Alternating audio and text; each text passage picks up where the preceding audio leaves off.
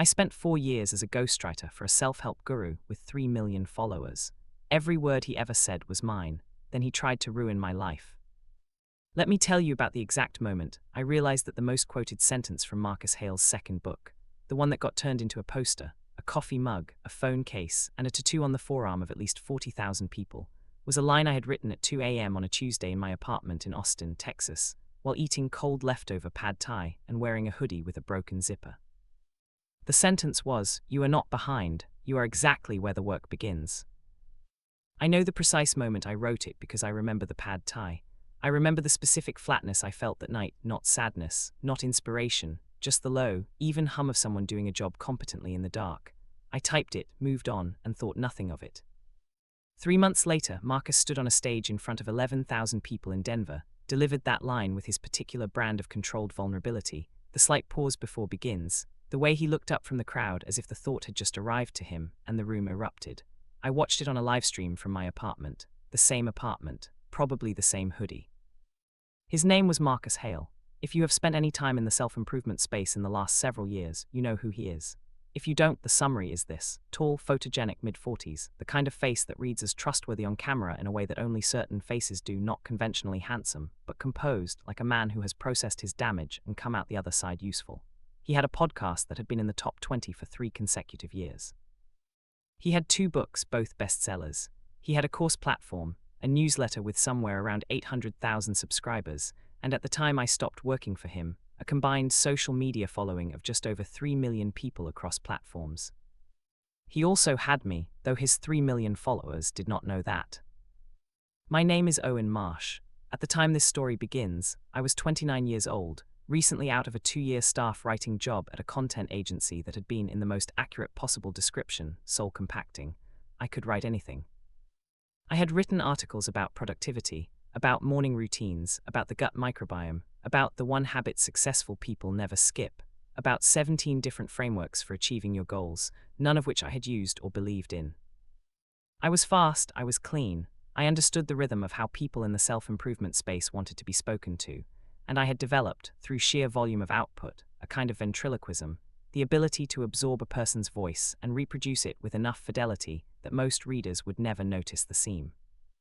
I found Marcus, or rather Marcus found me through a mutual contact, a podcast producer named Della who I'd done some work for.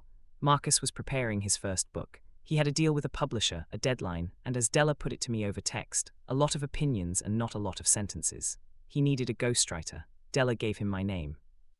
He emailed me on a Thursday, we spoke on a Friday, and by the following Monday I had a contract and a non-disclosure agreement that I signed without reading as carefully as I should have.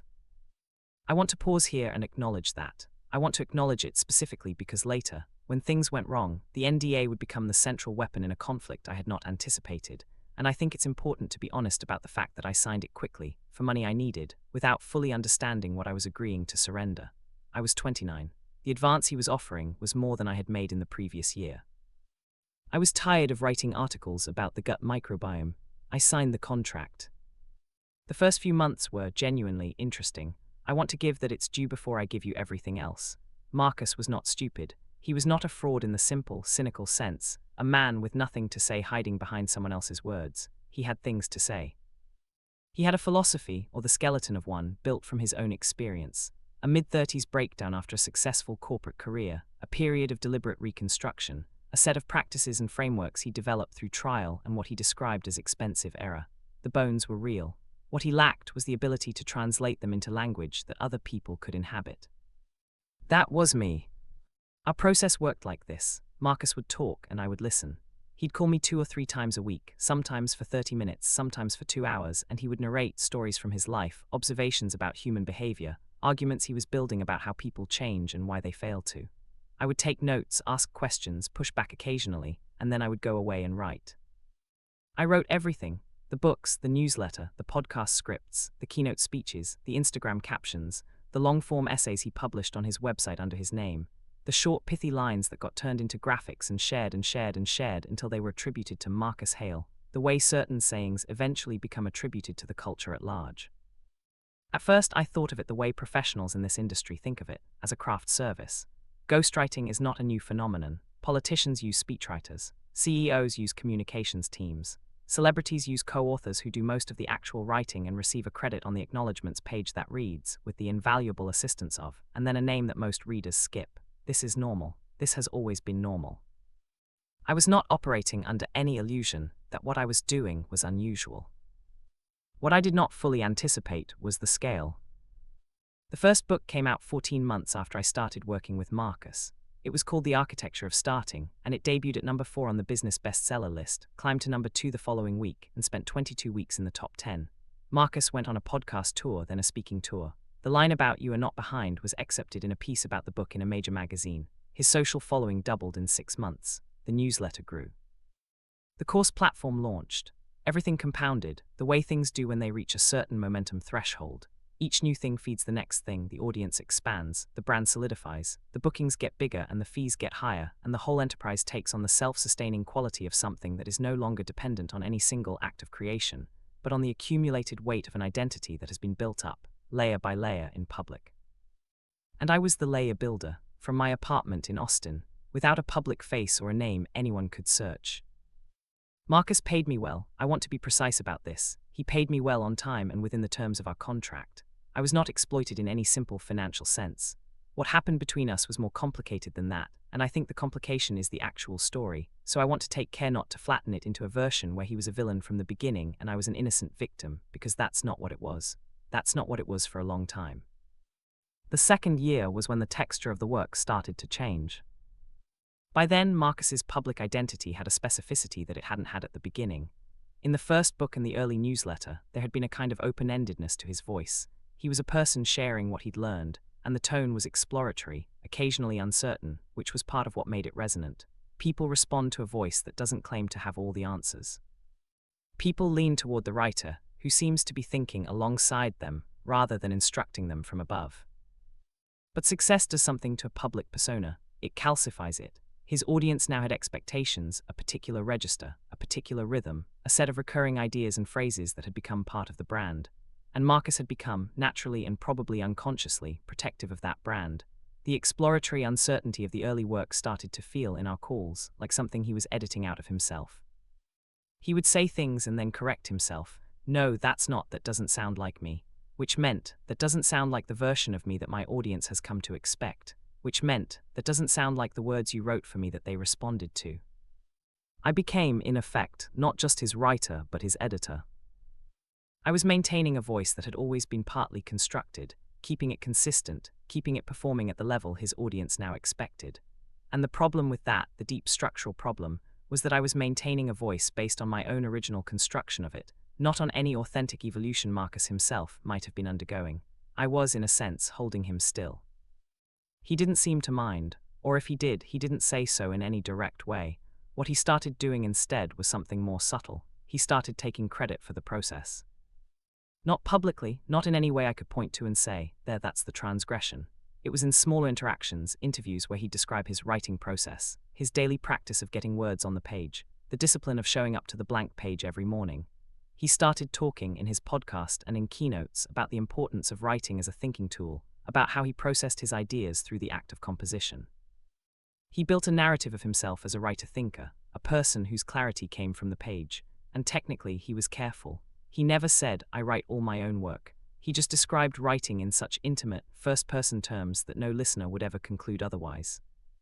I noticed this, I said nothing about it, which is my own accountability in what happened later. By the third year, I had written approximately 500,000 words under Marcus Hale's name. I had written the second book, The Cost of Comfort, which outsold the first, in 5 months, a pace that nearly broke me. I had written the scripts for 87 podcast episodes. I had written more keynote speeches than I could count without going back through my files. I had written the essay that won him a top voice designation from a major professional network, and led to his invitation to speak at 2 corporate events that paid him fees I learned about only secondhand, and that were not reflected in any adjustment to what he paid me. My rate had gone up once, modestly, after the second book. I had not asked for a renegotiation after the speaking fees scaled. I had not asked because I did not know how to ask without making explicit what our arrangement was, and making it explicit felt like a threat I did not want to be seen as making. This is the specific psychological trap of ghostwriting at the level I was operating at. Your leverage is also your liability. The fact that you wrote everything is the most valuable card you hold, and also the one you are contractually prohibited from playing. The NDA doesn't just prevent you from taking credit, it prevents you from threatening to take credit. It prevents you from saying in a negotiation, I am the reason this works, and if you don't treat me fairly, I will tell people that. The moment you say that, you've violated the agreement. The contract had been designed. I understood this in retrospect with a clarity I didn't have when I signed it, to remove that leverage entirely. So I stayed quiet, I wrote, I cashed my checks. And I told myself what people in that position always tell themselves, that the work was the point, that I found satisfaction in the craft itself, that the anonymity was a kind of freedom, no public criticism, no interviews, no performance of expertise I didn't feel. I told myself these things and they were not entirely untrue, which is what made them effective. The thing that changed everything was not a betrayal in the dramatic sense. It was a conversation. One conversation, in the spring of the 4th year, that lasted about 20 minutes and contained one sentence that I have thought about almost every day since. Marcus called on a Tuesday, which I noted at the time was already a bad sign because he usually called on Mondays and Thursdays, and a Tuesday call was typically something specific, something he'd been sitting with. He was cheerful in the call, which was also a sign. Marcus was cheerful the way certain structures are reinforced. The cheerfulness was load-bearing, holding something else up. We talked about the next book project for a while, about the angle he wanted to take, about a deadline the publisher was pushing for. And then he said, almost casually, that he'd been speaking with his management team about the content operation, and they had some thoughts about restructuring. Restructuring, I said. Just operationally, he said. The scale has gotten to a point where the current setup it's not sustainable the way it is. We're thinking about bringing things more in-house, building a team. I understood what this meant, or I thought I did. You want to hire additional writers, I said. Something like that, he said, and then he said the sentence. He said, the goal is to eventually get to a place where the content is coming more directly from me, more authentically. I sat with that word for a long time after the call ended. Authentically, as if what we had been producing for 4 years had been something other than authentic, as if the voice I had built for him, and maintained and developed, and poured roughly 500,000 words into, was a temporary scaffold that had now served its purpose and could be removed. What he was telling me in the language of a man who had learned to communicate difficult things in palatable packaging, in the language, I noted with a specific bitterness that I had largely taught him, was that he was planning to phase me out, not immediately, not dramatically, just gradually, operationally, sustainably. And when I called him back the next day to discuss terms, to talk about what a transition would look like, to be direct about what I felt I was owed for 4 years and 500,000 words, and 3 million followers who had been built, in no small part, on sentences I had written in a hoodie with a broken zipper, that was when Marcus Hale stopped being the complicated person I had described to myself for 4 years and became something else entirely. The call the next day lasted 11 minutes. I know because I checked my phone log afterward, in the way you check things when you're trying to establish a factual record of something that felt, in the experiencing of it, slightly unreal. I had spent the night thinking about how to approach it. Not emotionally, or not only emotionally, but practically. I had been in the arrangement long enough to understand that Marcus responded to framing, that he processed conversations through the lens of narrative, and that the most effective way to get what you wanted from him was to give him a version of the situation in which agreeing with you was the coherent, logical, character-consistent move. I had, after all, written the chapter in his second book about how to have difficult conversations. I knew his playbook because I had written his playbook. What I wanted was simple, or at least I had simplified it to this. I wanted an acknowledgement of contribution in some form, financial or otherwise, commensurate with what I had actually provided. I was not asking to be named publicly. I was not threatening to violate the NDA.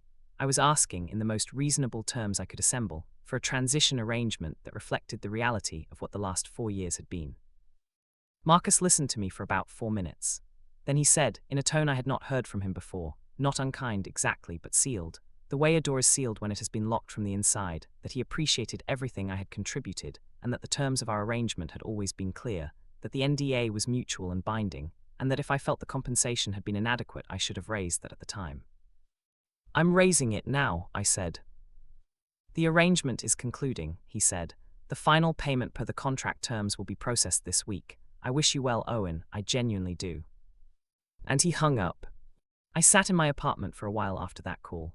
Not in a dramatic way, I didn't throw anything, didn't pace, didn't call anyone in a panic. I just sat. I thought about the word concluding, which was a word I had used in a newsletter piece about ending relationships with grace.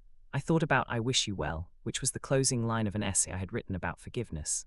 I was being dismissed with my own language.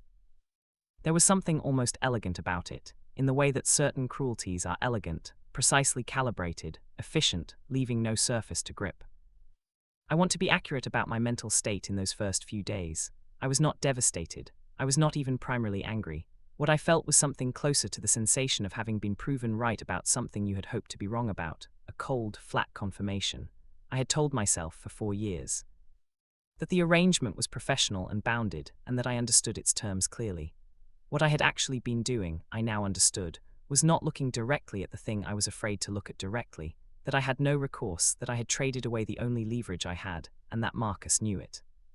The anger came later, and when it came in a specific form, not the hot, unfocused anger of someone who feels wronged, but the precise, operational anger of someone who has identified a problem and is considering solutions. I should tell you what Marcus did next, because it's important to the shape of the story. About 3 weeks after our call, he announced on his podcast and newsletter that he was entering a new chapter of his work, more personal, more direct, more authentically his own voice. He talked about the process of stripping away the infrastructure that had built up around his creative work and returning to a simpler, more honest mode of communication. He talked about how success can sometimes insulate you from the raw material of genuine expression, and how he had made the deliberate choice to close that distance. His audience, of course, received this as a revelation of vulnerability. The response was enormous, thousands of comments and replies thanking him for his honesty, for his willingness to acknowledge that he had lost his way and was finding it again. One newsletter reply, which he quoted in a subsequent piece, said, "This is the most real you've ever sounded." I read that and felt something that was not quite laugh and not quite nausea, but lived somewhere between the two. But here is where it gets less abstract. Embedded in that announcement was something I had not expected, a gentle, carefully worded insinuation. He didn't say it directly. He was too good for that, or rather, I had made him too good for that. But in describing his return to authenticity, he referenced the period he was leaving behind as one in which he had over-relied on external voices and lost the thread of genuine self-expression. He talked about the danger of letting other people's perspectives dilute your own. On the surface, an artist talking about creative evolution. One layer down, a man telling his 3 million followers, in terms just opaque enough to preserve deniability, that the previous version of his work had been compromised by outside influence. He was not accusing me of anything. He was doing something more sophisticated. He was devaluing the work retrospectively, preemptively, in front of the audience, so that if I ever did say anything, the narrative was already in place. Marcus had acknowledged that period as inauthentic and had moved beyond it. Whatever a disgruntled former collaborator might claim would land in a context that had already been shaped. I read that newsletter piece 3 times. The third time I was genuinely impressed, in the way you are sometimes impressed by something you find reprehensible, the craft of it, the precision. He had used the skills I'd given him to protect himself from me. It was, I had to admit, a very clean move. It was also, I decided, a mistake. Not a moral mistake. I was past cataloguing his moral mistakes. A strategic one. Because what he had done in describing the previous period as one of inauthenticity and over-reliance on external voices was create an implicit admission. He had not named me, had not named anyone, but he had acknowledged that the work had not been purely his. And that acknowledgement, small and coded as it was a crack. Not in any legal sense, the NDA was still intact, the contract was still enforceable, but in the narrative sense. In the sense of, the story he had been telling about himself was not, by his own current testimony, fully true. I started keeping notes. I want to be clear about what keeping notes meant, because I think the phrase can imply something more dramatic or conspiratorial than what I was actually doing. I was not building a case in the legal sense. I was not planning to go public. I was not in contact with journalists. I was a writer who had just lost the most significant working relationship of his career, who had spent 4 years producing work he couldn't claim, and who had been dismissed in 11 minutes with his own language, and I was processing that by doing the thing I had always done when I needed to understand something. I was writing it down. I wrote down everything I could remember about our working process. Dates of calls, subjects discussed, drafts submitted. I had emails, hundreds of them, 4 years of back and forth that documented the flow of material from me to him. I had draft documents saved in my own cloud storage, time-stamped, with tracked changes that showed my revisions alongside the final published text. I had, without intending to build a record, built a very thorough record simply by being organized. And as I went through all of it, I noticed something I hadn't been looking for. Marcus had, over the course of our 4 years, occasionally sent me source material, articles he'd read, frameworks from other thinkers, passages from books he wanted to respond to. This was normal, and I had always absorbed and transformed it, always moving far enough from the source that the output was original. But in going back through the emails now, I found a cluster of exchanges from about 18 months prior, around the time we were developing the second book, in which he had sent me material that was more specific than usual. A framework from an academic paper on behavioral change, a method described in a niche coaching manual that had maybe 3,000 readers. He had asked me to work these into particular chapters. I had transformed them, substantially, I believed, into the text that appeared in the book. But in going back and comparing, I found 2 passages where the transformation had been, perhaps, less complete than I'd thought. Not identical to the source material, but closer than I would have liked. Close enough that someone reading both would notice a structural similarity that went beyond the ordinary transmission of ideas. I had written those passages at the height of the second book's sprint, at a pace that had nearly broken me. I had been tired. I had been under deadline pressure that Marcus had communicated with his particular brand of indirect urgency. Not demanding, never demanding, just expressing how much this mattered to him, how much was riding on the timeline. I had not plagiarized, but I had been less careful than I should have been. And Marcus had sent me the source material. Marcus had asked me to incorporate it. Marcus's name was on the book. I sat with this for a long time. It was uncomfortable, genuinely uncomfortable, in a way that the other parts of the situation had not quite been, because this was not a clean grievance. This was a complication. This was the kind of thing that, if it ever became relevant, would muddy the water in both directions. It made him more exposed than I'd realized. It also made me less clean than I wanted to be. I kept it in the notes. I didn't decide anything about it yet. The thing that moved the situation from former professional relationship gone bad to active threat happened about 6 weeks after the dismissal call. I had started quietly putting together new work, reaching out to contacts, exploring what a post-Marcus professional life looked like. I had the skills, I had the track record, I just couldn't show anyone the track record. I was professionally both highly qualified and nearly invisible. My resume was a list of things I could not discuss and clients I could not name. Then I got a call from a literary agent named Priya who I had met briefly at a conference the year before. She had a client, an executive who wanted to write a business book and was looking for a ghostwriter. Priya had heard my name from somewhere in the professional network and was putting me forward. The project was well-funded, legitimate, exactly the kind of thing I wanted to be doing. She asked me for references. I gave her 3 names, previous clients from before Marcus, smaller projects, people who could speak to my work and were not under NDA. 2 days later, Priya called me back. Her voice had a specific quality, careful, apologetic, the tone of someone delivering bad news they did not originate. She told me that she'd done some routine background checking, as she always did, and that she had come across some information that was causing her concern. She didn't want to share the details over the phone. She sent me a link. It was a post on an industry forum, one of those semi-private professional communities where publishing and content people talk about the business. The post was anonymous. It described, in vague but pointed terms, a ghostwriter in the self-help space who had allegedly incorporated source material inappropriately into a client's published work. It did not name me. It described the situation in enough detail, the type of project, the time frame, the nature of the source material issue, that anyone who knew the context would know exactly who was being described. It had been posted 4 days earlier. It had 47 replies. Most of them were from people expressing concern, asking for more details, speculating about who was involved. Several of them used the word plagiarism. One of them said they had heard similar things through another contact and named a project, not my name, but a project that a small number of people in the industry could connect to me. I read the post twice. Then I closed the laptop and sat in the specific silence of understanding that something has started that you cannot unstart. Marcus had not posted it himself. I was almost certain of that. It was too risky, too traceable, too out of character for a man who preferred to work through implication and structure rather than direct action. But someone in his orbit had. Someone with enough information to know the details and enough motivation to deploy them. Someone who had, very precisely, targeted the one aspect of my work that was complicated, the one place where the water was genuinely muddy, and presented it in the framing most likely to damage me professionally. He had not come at me directly. He had found the crack in my story and widened it, anonymously, in a space where I could not respond without revealing the arrangement. I couldn't defend myself without explaining the context. I couldn't explain the context without violating the NDA. It was, I recognized with a feeling that was equal parts fury and admiration, exactly the move I would have written for him. I spent 48 hours doing nothing. I want to be honest about that. Not strategizing, not planning, not calmly assembling my response, just sitting in the particular paralysis of someone who has been hit in a place they cannot protect in any of the normal ways.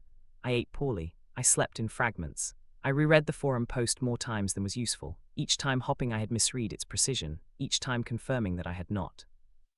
The paralysis broke on the third morning, not because I had arrived at a plan, but because I received another call from Priya. She was kind about it. She said the client had decided to go in a different direction. She said she hoped things would work out and that she'd keep me in mind for future projects. She said all the things that people say when they are closing a door gently and do not want to feel responsible for the sound it makes. I thanked her and hung up and felt the loss of that project not as a wound, but as a data point. One project. This was the opening move. If I did nothing, there would be more.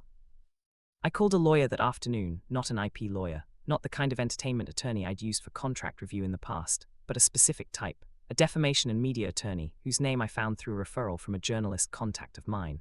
Her name was Sandra Okafor, and she operated out of a small firm in New York. I had a 90-minute consultation call with her that cost me $300 and was worth considerably more than that. I told her everything, the arrangement, the NDA, the dismissal, the forum post. She listened without interrupting, which was itself a kind of reassurance. The quality of attention that signals someone is building something in their head rather than waiting for a pause to fill. When I finished, she was quiet for a moment. Then she said, "The NDA cuts in multiple directions. You understand that?" "I'm beginning to," I said. "The clause preventing you from disclosing the arrangement also, in most standard constructions, prevents him from disclosing it. If he, or someone acting on his behalf, has made public statements that imply you behaved improperly in work that was performed under the terms of a confidential agreement, he may have triggered a breach before you did." I had not thought about it from that direction. "The forum post is anonymous," I said. "Anonymous authorship doesn't eliminate liability," she said, "particularly if origin can be established. Do you have any basis for connecting it to him or his organization?" I told her about the specific details in the post, the details that were too precise to have come from anyone outside the working relationship. I told her about the timing, the 6 weeks between my dismissal and the post's appearance. I told her about the source material issue, all of it, without softening my own role in it. "That's important that you told me that," she said. "Don't tell anyone else that yet." She walked me through the landscape as she saw it. The NDA was enforceable but not infinitely so. There were limits on what non-disclosure agreements could compel, and some of those limits were relevant here. The source material question was complicated but not necessarily damaging if properly contextualized. The anonymous post, if its origin could be established, was potentially actionable. The key variable was documentation. "How thorough is your record of the working process?" she asked. I told her about the emails, the timestamped drafts, the tracked changes. I told her I had 4 years of correspondence documenting the flow of work from me to him, including the emails where he sent me source material with instructions to incorporate it. She was quiet again, then she said, "Don't delete anything, don't send anything, don't post anything, give me 2 weeks." Those 2 weeks were some of the stranger ones of my life, because I was required to be completely still in a situation that felt like it was moving around me. I watched the forum thread develop, more replies, more speculation, the way these things snowball in professional communities where everyone has a stake in the story and nobody has full information. My name never appeared directly, but the orbit of the speculation was tightening. 2 people in that thread in the replies mentioned knowing someone who had worked with a prominent personal development author and had heard things. The word prominent was doing a lot of work. Marcus Hale was, at that point, one of approximately 4 people to whom that description clearly applied. I also watched Marcus's public output during those 2 weeks. He posted consistently, he always did, and the content had the quality of a man who has made a decision and is proceeding with confidence. He published an essay about integrity in creative work. He recorded a podcast episode about the difference between influence and imitation. He was building something, the same way he always built things, gradually, in public, piece by piece, until the structure was so established that people would fill in the argument themselves without needing to be told. I did not respond to any of it. I did not post anything. I called 2 close friends and told them approximately nothing useful. I worked on a small freelance project I'd picked up before the situation developed, writing copy for a financial planning app, which was exactly as interesting as it sounds, and which I was grateful for in the way you are grateful for a task that requires just enough concentration to keep the rest of your brain from eating itself.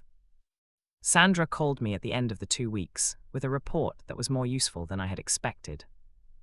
She had, through a combination of technical and social means that she described only in general terms, established a reasonable connection between the forum post and an account that was traceable to a communications consultant who worked, on a retainer basis, with Marcus Hale's management company.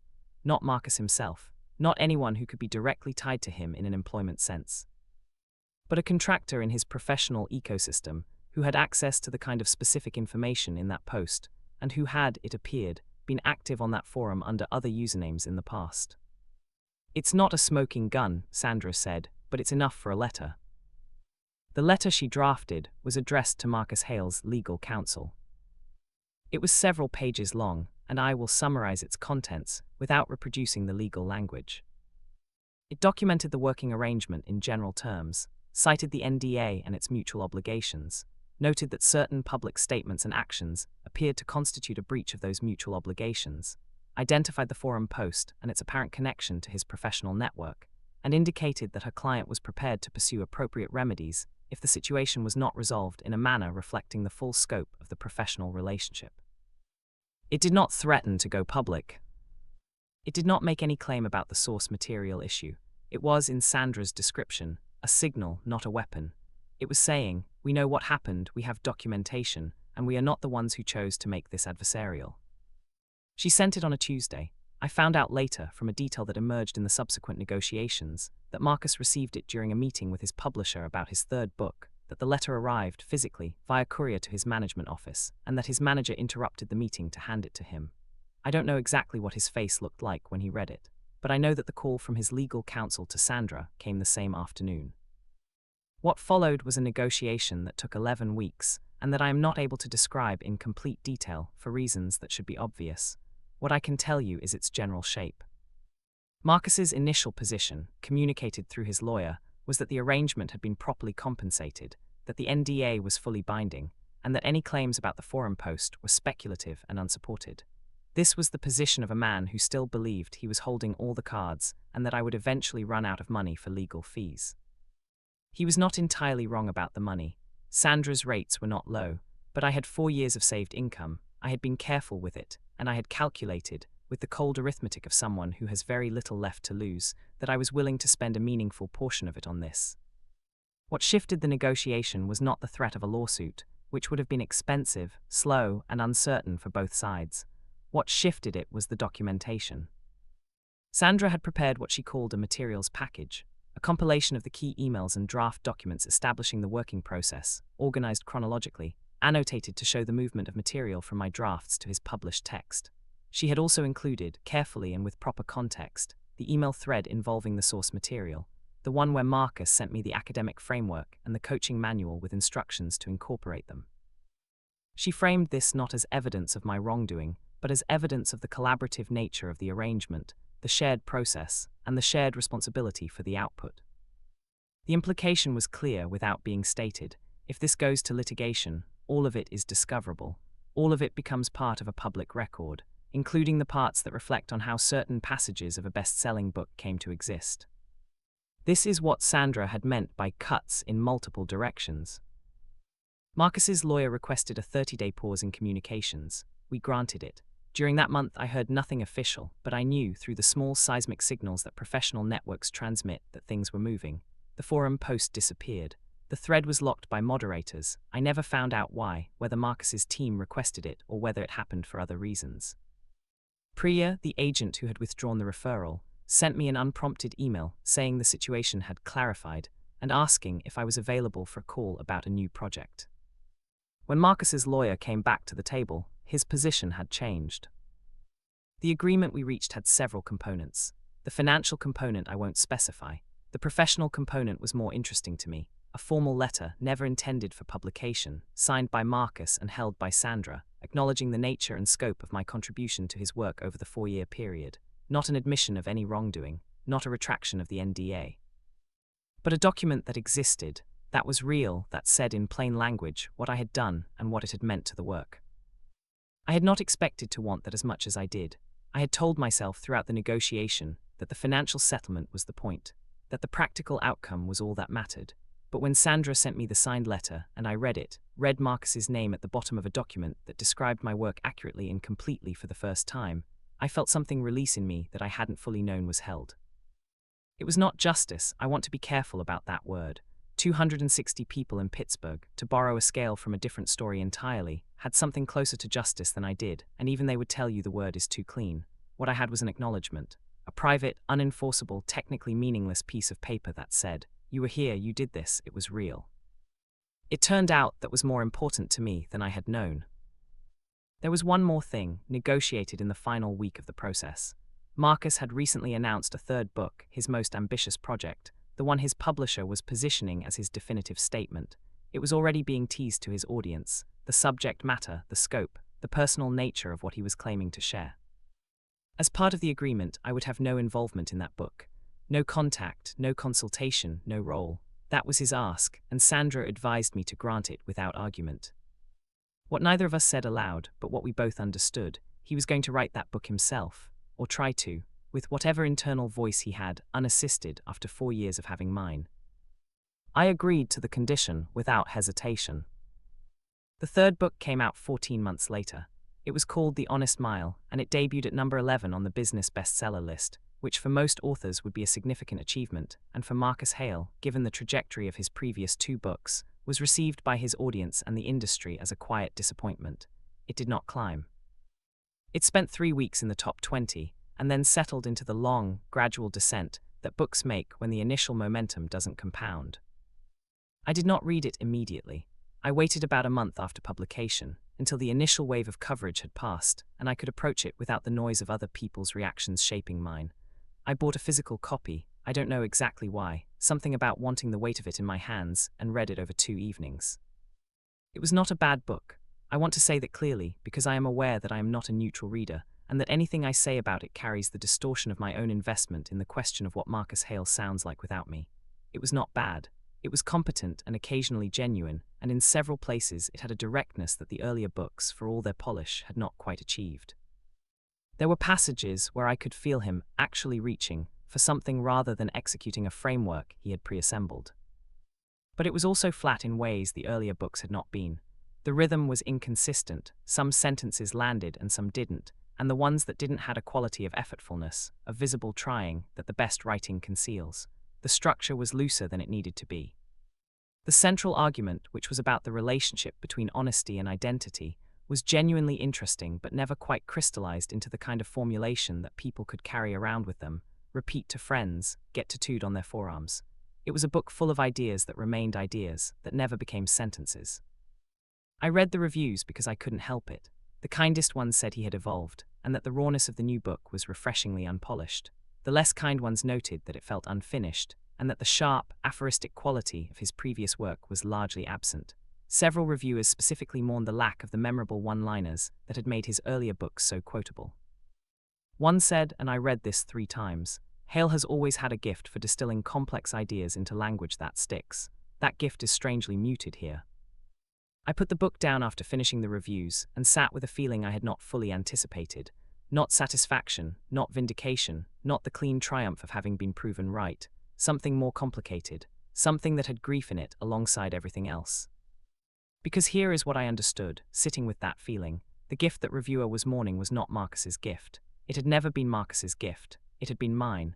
And I had spent 4 years giving it to him so completely, so thoroughly, that his audience had come to understand it as his, and now that it was gone, they felt its absence as his loss.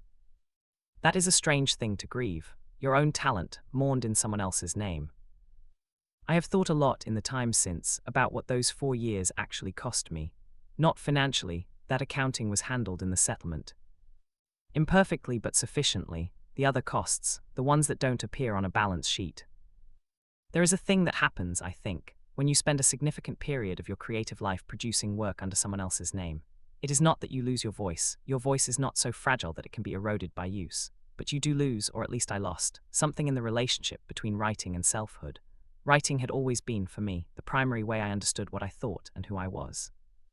The process of putting words on a page was not just production, it was a kind of continuous self-construction. And when the output of that process is attributed to someone else, systematically, over years, something in the equation shifts. You are still constructing, but you are constructing for a container that is not yours. You are still thinking, but the thoughts become, in some functional sense, his thoughts. The separation between your inner life and your public product, which for most writers is bridged by the act of publication, the moment when the private thing becomes a shared thing with your name on it, does not exist. You write and the work goes into the world wearing a different face, and you receive nothing from the world in return, none of the feedback, none of the recognition, none of the argument that tells you where your thinking is wrong or where it landed harder than you expected. Over 4 years that accumulates. Not as trauma, I want to be careful about the scale of words I use, but as a kind of deficit, a credit that never gets applied. You become, professionally and psychologically, someone who has done more than they have any evidence of having done.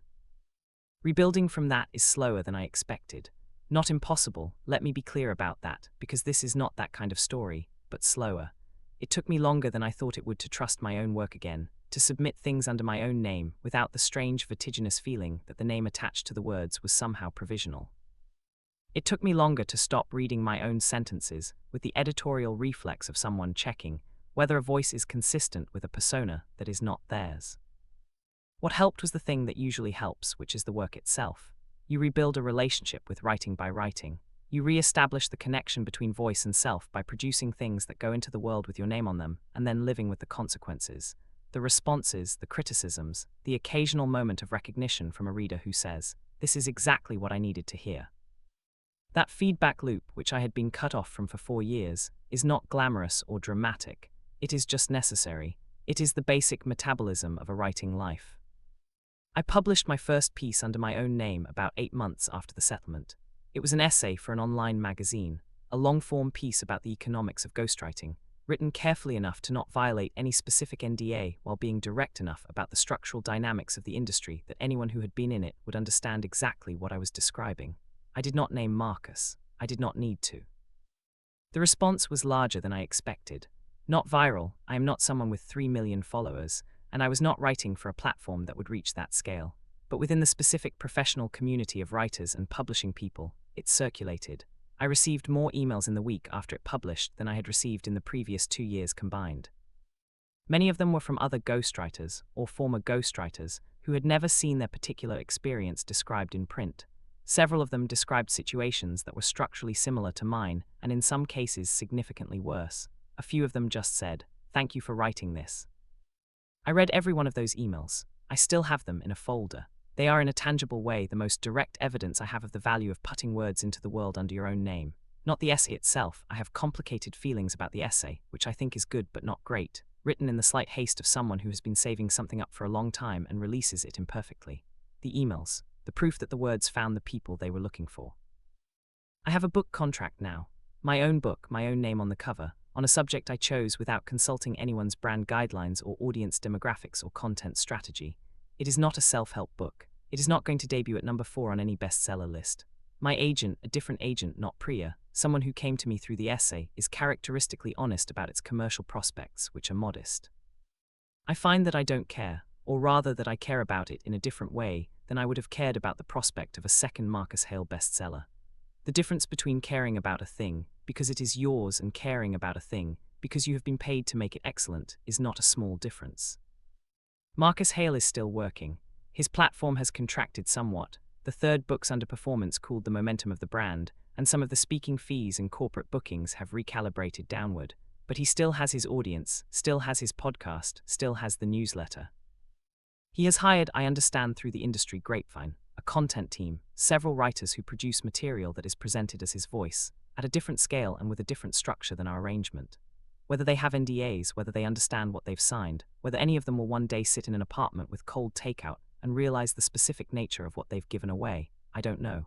I hope they read contracts more carefully than I did at 29. I don't think about him with the frequency I once did. That has faded the way most things fade, not through resolution exactly, but through the gradual accumulation of other things that matter more. The legal process gave me closure in the practical sense. The writing gave me closure in the deeper sense, the sense that mattered. What stays with me in the way that certain things stay is the sentence. You are not behind. You are exactly where the work begins. I still think it's a good sentence. I think that despite everything, it found its way to 40,000 forum tattoos not because Marcus Hale is a persuasive speaker. though he is, or because his brand was well managed, though it was, but because the sentence is true in a way that people recognize from the inside. It describes something real about the relationship between where you are and where you're afraid you should be. I wrote it at 2 a.m. on a Tuesday in Austin, tired, wearing a hoodie with a broken zipper, doing a job competently in the dark. I wrote it because it was true, and because the work requires you to keep reaching for the true thing even when there is no particular reward for finding it. I think about that sometimes when the writing is difficult, which is often. I think about the cold pad thai and the broken zipper and the specific flatness of a person doing their work without anyone watching. I think about how the sentence went out into the world and landed in people's lives and meant something to them, 40,000 somethings, etched permanently, carried around on 40,000 bodies. I wrote that, whatever else is true or complicated or unresolved, that part is not. The work was mine, it always was, and nothing that happened after, not the dismissal, not the forum post, not the 11-minute phone call or the 11-week negotiation, or the 14 months of watching someone try to build without the tools I had given him, none of it changed that fundamental fact. You can take someone's name off a thing. You cannot take the thing itself apart and put it back without the part that was theirs. I have started to understand that what I lost in those 4 years was real, and what I kept was also real, and that both of those things can be true at the same time without cancelling each other out. The voice is still mine. I just had to find my way back to it, not because it had gone anywhere, but because I had stopped listening for it in the noise of someone else's story. I'm listening now, the work has started. It turns out that's exactly where I'm supposed to be.